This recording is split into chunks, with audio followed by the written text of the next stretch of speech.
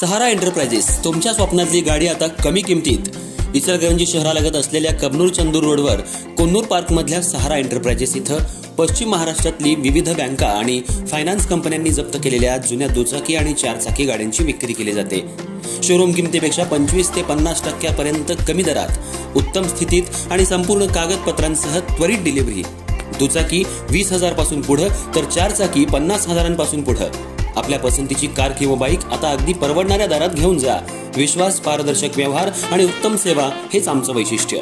पत्ता Konnur park, Kabnur Chandur road, Ichalkaranji. Proprietor Rajubhai Ajgar. संपर्क 8055810910 आणि 9860785786. सहारा एंटरप्राइजेस, दर्जा, विश्वास आणि बचत यांचं परिपूर्ण ठिकाण.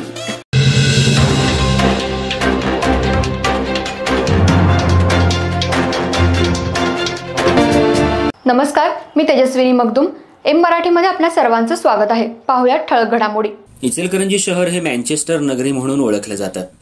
क्रिकेट खेळाडू तयार व्हावेत यासाठी 50 वर्षांपूर्वी इथं राजाराम स्टेडियम बांधण्यात आलं होतं. सुमारे 1 लाख प्रेक्षक बसण्याची क्षमता असलेलं हे स्टेडियम होतं. या ठिकाणी एकच रणजी क्रिकेट सामना खेळवण्यात आला. तेव्हापासून राजाराम स्टेडियमवर कोणत्याही क्रिकेट स्पर्धा झाल्या नाहीत. स्टेडियमची दुरावस्था झाली आहे. पत्रे फुटलेत. गेल्याच वर्षी मंत्री हसन मुश्रीफ यांच्या फंडातून 60 लाख रुपये या स्टेडियमसाठी मंजूर करण्यात आले होते.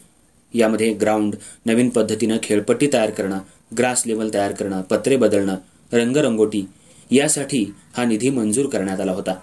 पण ग्राउंडवर थोडी माती काढून त्यावर नवीन माती टाकण्यात आली. यामध्ये सुद्धा मोठा भ्रष्टाचार झालाय. त्यामुळे स्टेडियमची अतिशय दुरावस्था झाली आहे. वानखेडे स्टेडियम सारखं हे राजाराम स्टेडियम तयार व्हावं, या ठिकाणी आंतरराष्ट्रीय रणजी सामने व्हावेत अशी मागणी सध्या क्रिकेट प्रेमी आणि खेळाडूंमधून व्यक्त होऊ लागली आहे. शहरामध्ये क्रिकेट अकॅडमीच्या माध्यमातून खेळाडू तयार होत आहेत.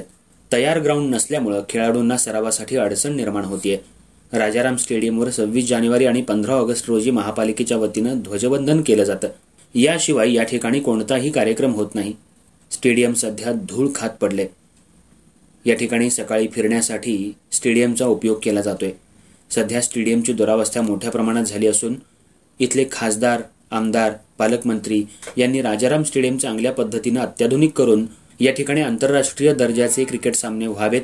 त्यामुळे इचलकरंजीमध्ये रोजगार निर्मिती मोठ्या प्रमाणात होईल. खासदार, आमदारांनी जोर लावावा अशी मागणी क्रिकेट खेळाडूंकडून होऊ लागली आहे.